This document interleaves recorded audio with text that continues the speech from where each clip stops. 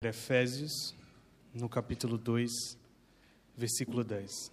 Diz assim a palavra do Senhor: Porque somos feitura sua, criados em Cristo Jesus, para as boas obras, as quais Deus preparou para que andássemos nelas. O sermão que vos quero pregar chama-se, e ele te faz uma pergunta. Te faz uma pergunta que é: que vida estás a viver? Nós vamos ver na carta aos Efésios, que o apóstolo Paulo nos explica de como nós fomos resgatados da nossa antiga vida para uma nova vida em Cristo Jesus. E por isso, nós temos de fazer essa pergunta para nós, como nós temos a consciência disso, qual vida nós estamos a viver? Nós somos feitos para uma nova vida de santificação, quando fomos retirados de uma vida de pecado e de ofensas a Deus. Então é isso, basicamente, que queremos pregar hoje. E vamos pedir para que o Espírito Santo possa também nos guiar neste momento e que possa falar através de mim. Vamos orar. Querido Deus, obrigado, Pai, pela Tua palavra aberta. Obrigado por esse povo reunido, Pai. Nos ajuda, Pai, a compreender a Sua palavra da melhor maneira, Pai. Me ajuda a pregar a Tua palavra com fidelidade, que eu possa ser guiado por Ti, pelo Teu Espírito. Não seja eu a falar, mas que seja a Tua palavra, Pai, a ser exprimida neste momento, Pai. Oramos por isso em nome do Senhor Jesus. Amém. Meus irmãos, então nós estamos numa série de sermões e essa série foi dividida em 3 partes, intencionalmente fizemos isso. Na primeira parte, passamos cerca de 3 meses na carta aos Hebreus, onde passamos e respondemos a pergunta sobre quem é Jesus. Então fomos do início de Hebreus até o fim de Hebreus para falar simplesmente, somente da pessoa de Jesus. Agora nós estamos na segunda fase da nossa série de sermões, vamos ter a terceira ainda. Na segunda, que é a que nós estamos, nós queremos falar sobre o que é a igreja. Então, se vocês lembrarem, começamos já faz um tempo. Nós primeiro falamos sobre os fundamentos da igreja. Uma igreja fiel é uma igreja que confessa Jesus como Senhor e Salvador. É uma igreja que tem aquela mesma confissão de Pedro, de que Jesus é o Cristo. Depois nós falamos também sobre a autoridade da igreja e passamos por diversas maneiras pelas quais a igreja exerce a sua autoridade.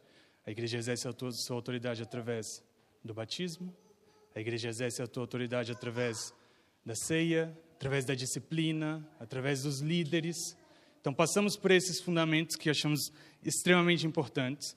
E agora nós estamos, desde a semana passada com o sermão do pastor Tiago, a falar sobre os atributos da igreja. E o primeiro atributo que nós estudamos na semana passada foi a glória da igreja. Nós acreditamos que a igreja é gloriosa porque Cristo é glorioso. E hoje nós queremos também falar sobre a santidade da igreja, que é o nosso segundo atributo. Então, se Jesus é santo, a igreja de Jesus também é santa. Basicamente é isso que nós queremos falar hoje, mas eu queria que os irmãos pensassem, se é verdade, e lembrem do sermão que nós tivemos na semana passada com o pastor Tiago. Se é verdade que a igreja é o lugar da experiência mais deslumbrante que existe, qual que é a experiência mais deslumbrante que existe? A presença física, através do corpo de Cristo, e a presença espiritual do próprio Cristo na igreja. Se é verdade que a igreja é composta dessa glória, também é verdade que nós, aqueles que fazem parte do corpo de Cristo e que fazem parte da igreja, devemos refletir essa glória. Como refletimos essa glória? Com a nossa maneira de viver em unidade, com a nossa maneira de viver de acordo com a palavra. Então pensem, e é uma imagem tão simples como, às vezes as pessoas não conhecem a Deus, e às vezes a única porção da palavra que alguém vai conhecer é a tua vida. Porque muitas vezes ela não vai abrir a palavra. Muitas vezes ela não quer ouvir alguém dizer sobre a palavra. Mas ela vai ver na vida de vocês, que vocês refletem a glória de Deus e a santidade do próprio Deus através das vossas vidas. Ok? Então, é simples como isso. Nós temos de refletir essa glória através de uma vida santa. Porque Jesus é glorioso, nós acreditamos que a igreja é gloriosa. Porque Jesus é santo, a igreja corresponde a essa santidade. Obrigado. E por isso nós precisamos viver numa vida de santificação e precisamos caminhar em direção a essa vida. E hoje nós vamos passar por 2 princípios diferentes para falar sobre a santificação. E eu queria que os irmãos pensassem nisso. No início a gente vai ser um pouco mais teórico, mas eu quero levar isso para um âmbito prático, para nós falarmos sobre as nossas vidas, como nós podemos melhorar como corpo de Cristo, como nós podemos melhorar na nossa vida de santificação. Então, o primeiro princípio é que nós já somos santos em Cristo. Ok? Nós queremos deixar isso muito claro. Nós não queremos deixar uma ideia de que Cristo fez metade do trabalho e, portanto, quando nós terminarmos a nossa vida, seremos santos. Não. Cristo fez um trabalho completo e porque Cristo é santo e tomou o nosso lugar na cruz, nós podemos ser chamados de uma igreja santa. A santidade de Cristo é imputada em nós, quando o nosso pecado também é imputado nele. Ok? E o segundo ponto é que nós somos chamados a crescer em santidade. E eu sei que pode dar uma impressão, então, mas nós já somos santos e agora temos que crescer em santidade. Isso não é uma contradição, as duas coisas se completam e nós vamos falar sobre elas e queremos ir fundo nelas para que nós possamos compreender isso também. Então, quando nós falamos sobre a ideia de já, hoje, nós como igreja sermos santos em Cristo, nós estamos a basear-nos naquilo que muitas vezes estudiosos chamam de santidade posicional ou de santidade efetiva, que é a ideia de que o poder do Evangelho é tão grande, e o Evangelho é o fato de Jesus ter encarnado, nascido, crescido, vivido uma vida santa e pura, morrido, crucificado. Jesus morreu crucificado e Jesus ressuscitou. A partir do Evangelho, nós acreditamos que o poder do Evangelho é tanto que torna-nos a nós santos, separados. A definição da palavra santo é uma palavra separada. Porque Jesus morreu na cruz, nós somos um povo separado por Deus. Ok? Então, nós acreditamos que isso torna a igreja santa. E simplesmente isso. Então, eu queria que os irmãos olhassem, nós vamos aprofundarmos nessa ideia. Vejam o que diz o verso 1, a partir do verso 1 no capítulo 2. Diz assim a palavra de Deus: E vos vivificou, estando vós mortos em ofensas e pecados, em que noutro tempo andastes, segundo o curso deste mundo, segundo o príncipe da potestades do ar, do espírito que agora opera nos filhos da desobediência, entre os quais todos nós também antes andávamos, nos desejos da nossa carne, fazendo a vontade da carne e dos pensamentos, e éramos, por natureza, filhos da ira, como os outros também. Então, o apóstolo Paulo está a deixar aqui muito claro algo que o Espírito Santo e o próprio Deus fez em nós. O Espírito Santo, verso 1, nos vivificou. Verso 3, o Espírito Santo nos livrou da vontade da nossa própria carne. O Espírito Santo, verso 3 de novo, nos livrou da ira de Deus. Mas aqui há algo muito claro. Nós estávamos destinados a essa ira porque nós merecemos. Ok? Se há uma punição, ou se havia uma punição para mim e para vocês, é porque nós merecíamos. Nós seríamos punidos justamente se Jesus não tivesse morrido na cruz por nós. Então, o apóstolo Paulo está a deixar muito claro, meus queridos, vocês seguiam a vontade da vossa carne. Vocês pecavam contra Deus e ofendiam a Deus. Jesus morreu na cruz. E vocês não têm mais esse problema para lidar. E é a partir daí que começa a boa notícia do Evangelho, no verso 4. Então lembrem-se, vocês são culpados, vocês deveriam morrer justamente e provar da ira de Deus. Verso 4. Mas Deus. E aqui entra o presente de Deus para nós. Aqui entra a ideia de que porque Deus interveio naquele caminho que nós estávamos destinados, porque não conseguimos deixar de pecar, porque Deus entrou no meio do nosso caminho, nós não somos condenados. E nós não precisamos provar da ira do próprio Deus. Mas Deus, verso 4, que é riquíssimo em misericórdia pelo seu muito amor com que nos amou, estando nós ainda mortos em nossas ofensas, nos vivificou juntamente com Cristo. Pela graça sois salvos.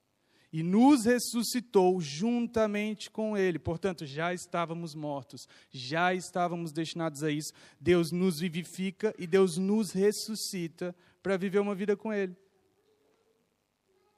E nos fez assentar nos lugares celestiais em Cristo Jesus, para mostrar nos séculos vindouros as abundantes riquezas da sua graça, pela sua benignidade para conosco em Cristo Jesus. Porque pela graça sois salvos por meio da fé, e isso não vem de vós, é dom de Deus. E por isso é tão importante a compreensão que nós queremos ter hoje da santificação. Porque eu e você não queremos ser mais santos e não queremos avançar em santidade pelo fato de Jesus já fazer a igreja santa para conquistar alguma coisa. Nós não temos nada para conquistar. E essa é a melhor notícia que nós poderíamos receber. Jesus já conquistou tudo. O que nós temos de fazer é descansar no fato de Jesus já ter conquistado tudo. E a partir desse descanso, queremos ser mais santos. Por quê? Porque queremos honrar a Cristo. Queremos honrar a Deus. Queremos honrar a gloriosa obra de Deus nos nossos corações. Então, nós não fazemos isso para conquistar nada. Nós não pensamos em santidade e colocamos uma lista, falamos, vamos cumprir todas essas coisas, porque quando eu fizer isso, Deus vai me salvar. Deus já nos salvou em Cristo Jesus. Podemos descansar nisso. Mas então, se por um lado já somos santos em Cristo, por outro ainda não estamos glorificados. Nós não conseguimos deixar de pecar. Muitos de nós já encontraram a Jesus, já têm a concepção do que o Evangelho é, mas nós não conseguimos deixar de pecar, porque a nossa carne ainda vive em batalha com o Espírito, como o apóstolo Paulo diz. Ainda há um problema a ser resolvido no nosso coração, que só será resolvido quando nós estivermos glorificados face a face com Jesus. Aí não pecaremos mais. E por isso, nós vamos para outra ideia. Porque há aqui no verso lido hoje, outra parte da santificação. E é aquilo que os estudiosos chamam de santificação progressiva. Então vamos ao verso 9, que nós não lemos ainda, que diz: não vem das obras, para que ninguém se glorie, porque somos feitura sua, criados em Cristo Jesus para as boas obras, as quais Deus preparou para que andássemos nela. Veja, se a salvação não é baseada em obras, como o apóstolo Paulo está a dizer, as obras, portanto, para nós, são o resultado de uma vida já conquistada pela salvação de Cristo. Não fazemos as coisas para conquistar. Não fazemos as boas obras. Veja o que o apóstolo Paulo diz: nós somos feitura sua, criados em Cristo Jesus para as boas obras. Não são as boas obras que nos salvam. Tanto que nos versos passados o apóstolo Paulo tem intencionalmente uma ênfase de dizer: vocês eram culpados, vocês mereciam tudo isso, mas Deus interveio, portanto compreendam, vocês foram feitos para as boas obras. No nosso coração, essa compreensão precisa estar consolidada. Jesus já fez tudo, e porque Jesus fez tudo, eu tenho uma vida tão grande de gratidão a Ele, e eu vivo com tanta coerência com a palavra, e eu olho tanto, meus olhos estão tão fixos em Cristo, que eu quero viver uma vida onde eu sou guiado pelas boas obras que já foram preparadas por Deus. Não foram preparadas por mim. Eu sou incapaz de sozinho preparar boas obras. Eu sou incapaz de sozinho fazer alguma coisa que agrade o próprio Deus. Já foram preparadas por Deus. E podemos descansar nisso. E isso é a nossa salvação, a nossa santificação progressiva. Isso é o resultado da nova criação feita em Jesus. Portanto, não somos salvos pelas obras, mas somos feitos para as boas obras. E é aqui que é o ponto do nosso sermão. Essa feitura de Cristo em nós deve mudar as nossas vidas. E é aqui que eu quero vos perguntar, e quero que vocês, que já conhecem a Jesus, e se tu não conheces a Jesus, por algum motivo não ouviste isso antes, olha para esses versos do 1 ao 10 e reflete junto do Senhor aonde você quer estar. Se você quer estar do verso 1 ao verso 3, aonde continuas na tua vida de ofensas a Deus, continuas na tua vida aonde Deus é só mais um elemento da tua vida que não precisa ser tanto assim levado em conta, ou se tu queres a influência de Deus na tua vida a um ponto das pessoas olharem para ti e tu mesmo conseguires dizer de si: mas Deus entrou na minha vida, e quando Deus entrou na minha vida, a minha vida foi outra. Eu provei desse presente de Deus para mim. Eu provei do que Deus queria fazer comigo. E eu aceitei Jesus como meu Senhor e Salvador. E aí a minha vida foi transformada por Jesus. E agora eu vivo para essas boas obras. Não para elas me salvarem. Não para eu fazer alguma coisa para conquistar Deus. Mas porque Deus já fez algo em mim. E vejam o que é dito no final do verso 10 agora. diz que Deus nos preparou para que andássemos nessas obras. Portanto, esse contraste que eu estou a fazer é um contraste que também foi feito pelo apóstolo Paulo. E isso é um elemento do grego que não é tão relevante assim de ser trazido e explicado, mas é importante nós percebermos. Quando o apóstolo Paulo usa o andássemos aqui, ele está a fazer uma contradição, um contraste com o último andássemos que ele usou, que foi lá no verso 3, entre as quais todos nós também antes andávamos. Portanto, antes nós tínhamos uma vida onde nós andávamos em pecado e em contradição. Agora nós devemos viver uma vida onde nós andamos nas boas obras. Não há meio termo, meus irmãos. Não há uma opção onde eu falo, olha, mas está tudo bem.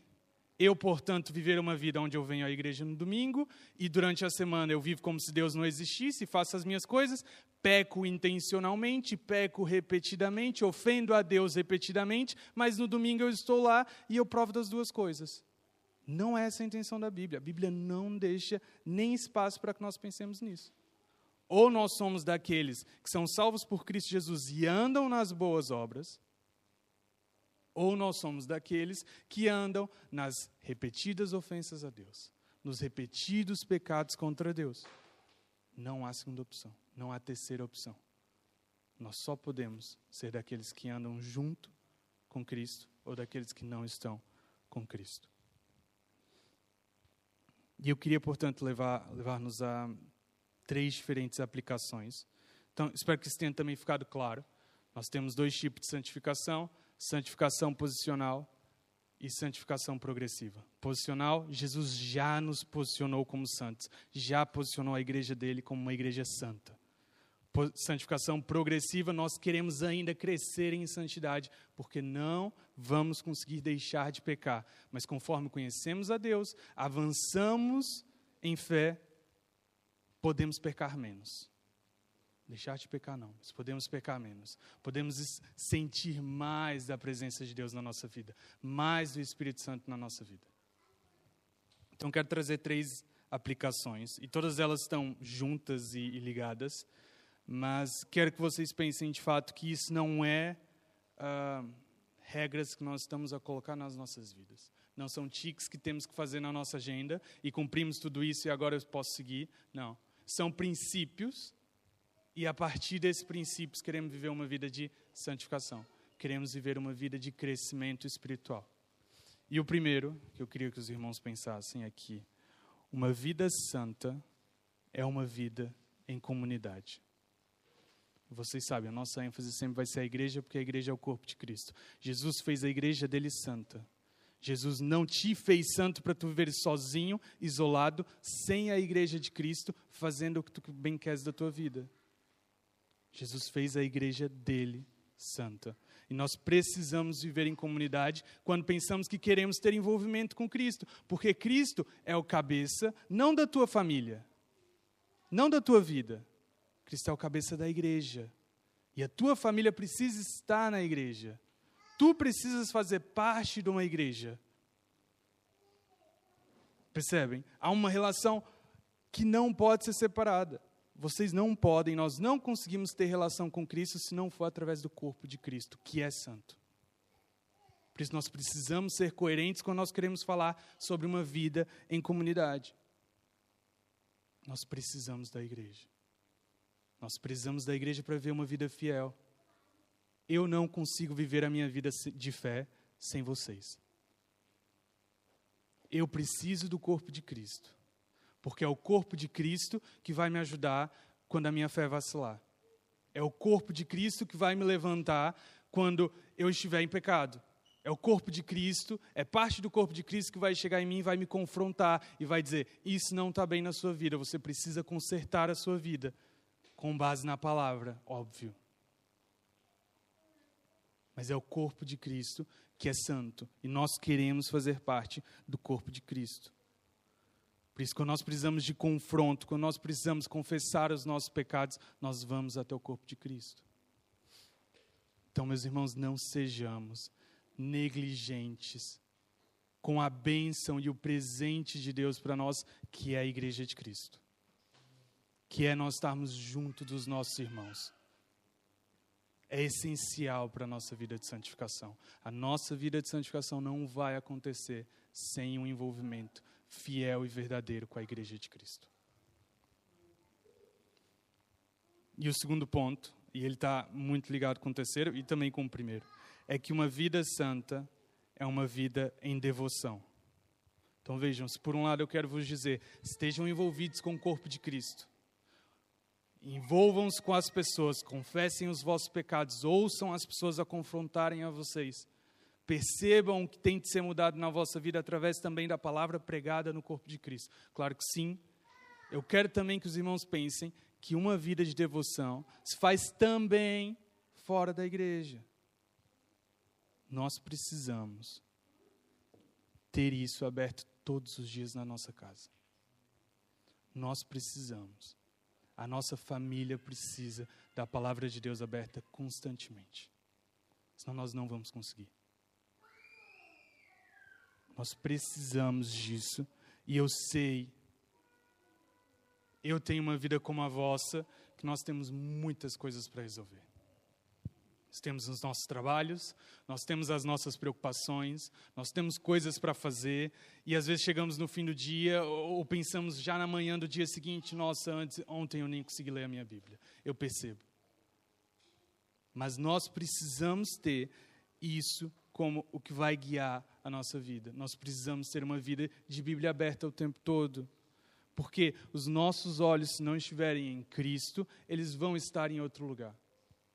Não achem que os nossos olhos vão descansar os vossos desejos. E que nós vamos deixar de desejar certas coisas. Ou nós desejamos a Cristo e desejamos que a palavra de Deus entre na nossa casa, entre no nosso coração, entre na nossa família, ou nós vamos desejar outra coisa qualquer.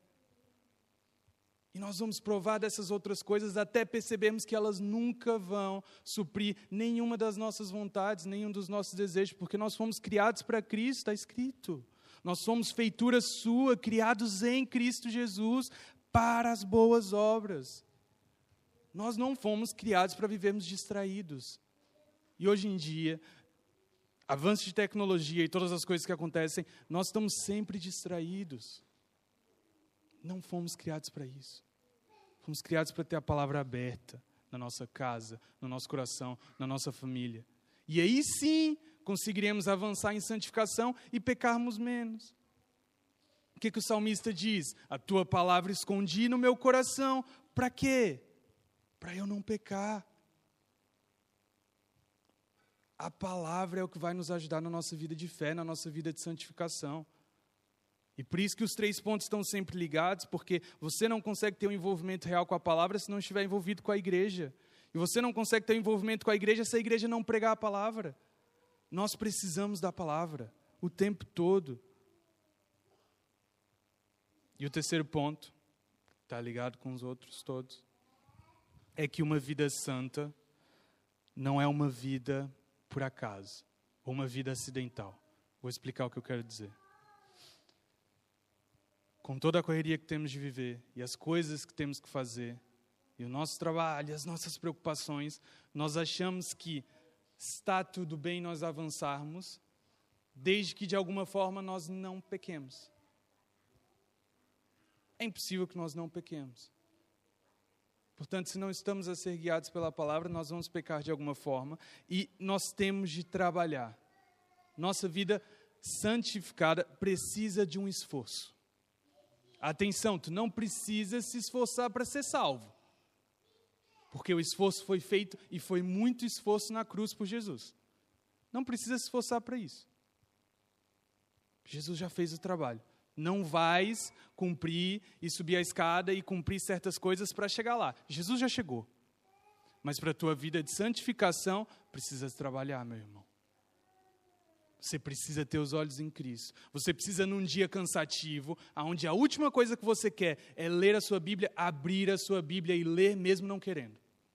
Você precisa, mesmo no dia em que você não quer orar, porque você está frustrado, ou triste, ou cansado, orar mesmo assim, porque você precisa de Jesus para avançar numa vida de santificação. Não é sobre as suas vontades.